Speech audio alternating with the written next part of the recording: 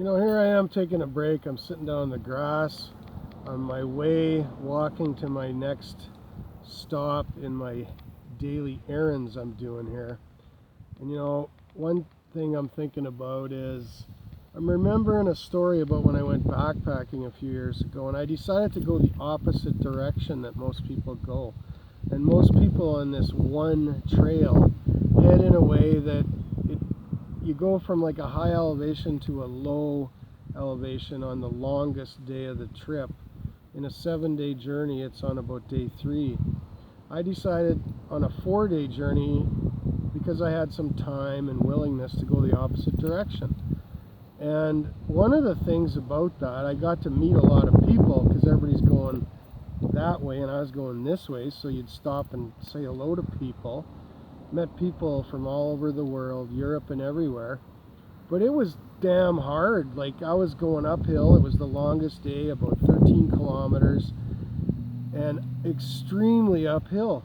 So I got 2/3 of the distance and I ran out of time. It's like I had no time. It was dark. I couldn't see. So I don't care what any ranger says or would have said to me that day out patrolling the park. I just pulled off. I didn't get to the next campsite. Threw my tent in the long grass just like this, and there was trees poking out, and I didn't have half the tent up, but in the ditch I crawled in and got inside and had a good night's sleep, and I was exhausted. Well, I got shit the next day, because that's what rangers do. They don't look at your situation and your heart and what happened and I mean, when do you ever get forgiveness unless someone, you know, like people don't always understand, but do they seek out? Or is the rule to just threaten and hurt someone and punish them before you find out all the answers? Well, in my books, it isn't. And that's how I operate. And you search things out and you find out what's going on before you not harm someone, but put a punishment in place. And of course I got, not convicted, but told, well, you need to camp in the campsites. Well, I couldn't make it. And that was all there was to it. So, you got to take care of yourself sometimes. Do what you will to avoid not being hurt by other people, but just by replenish your own strength. And I'm not asking that. That's just good advice. And we all should do that. But anybody, well, I won't even get into ruthless people here.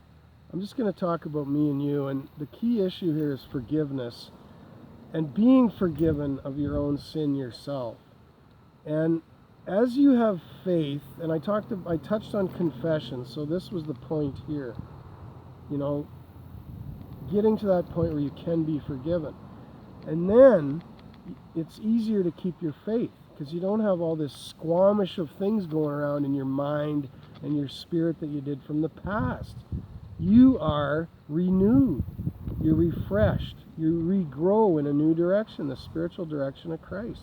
I want to tell you about that today, because as you do that, you don't lose hope in your heaven or your eternity. And just know, because you said, no, listen here, okay, listen up, because you said you were a Christian. You made that decision. You did. Nobody else. Then you are. And secondly, you are assured you are going to heaven. You don't have to even worry one more iota in the rest of your life and quell down the flames or of whatever. Suppression, no. Weird thoughts in your mind that the devil might be putting in there? Whoever?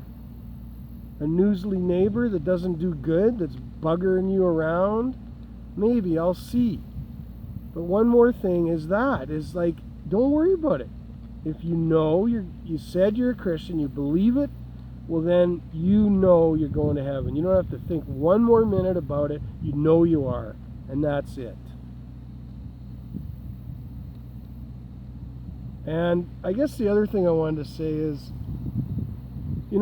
all the Muslims and stuff on the insert of the Calgary News on Canada Day, there wasn't one English white guy at the Canada Day celebration. Either you got bad news reporting Or where were all you Canadian guys that originally started here? I mean, everybody's welcome, but are we going to get favoritism going in an if it doesn't happen in the Calgary Sun, I don't believe it, right? It's not true.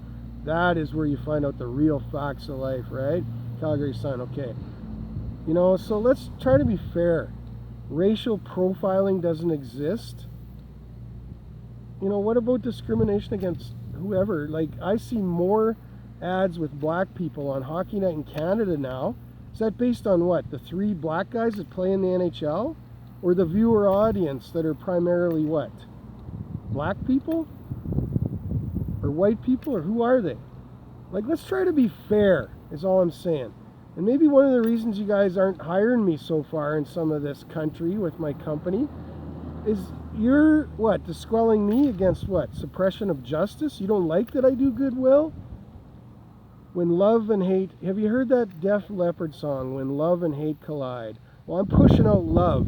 I know some of you guys, have you got a problem with that or what? Well, maybe you shouldn't. Your eternity might exist based on what? A new foundation and disquelling justice against hate?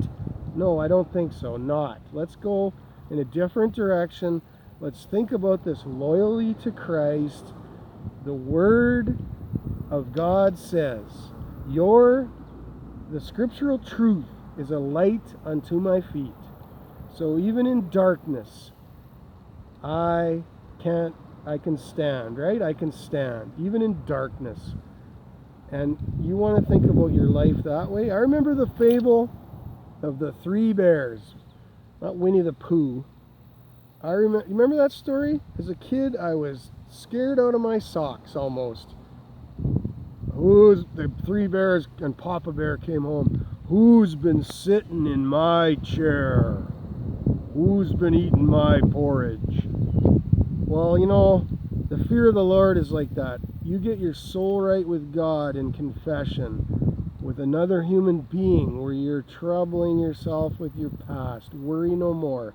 You will have no shame going forth when the day comes, the final day, when Judgment Day comes, or you just are ready to die almost, even in your old age.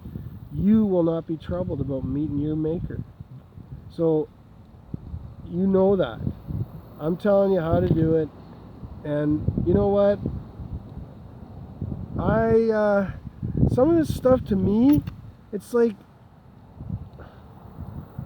anyways, you know, I never want to be one of these guys that takes things for granted, what I have and what I've learned in my life, and others have not found.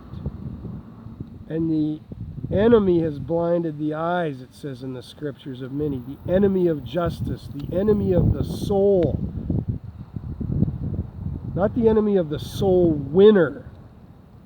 Like I went to college and I was going to be the soul winner and my wife was going to be the breadwinner, as the cash is needed in this life too. You know? But I ended up being both, because that's the way it is sometimes, right? So don't disquell that against anybody. Look favorably and forth at your own justice in life and your eternity, and don't squish it down like a dirty old garbage bag.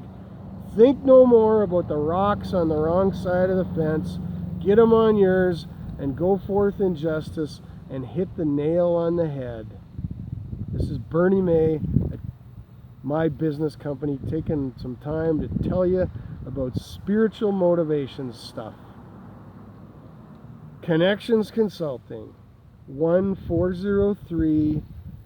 I'm not going to give you my bank account on a video number, but anybody I'm working for knows it already.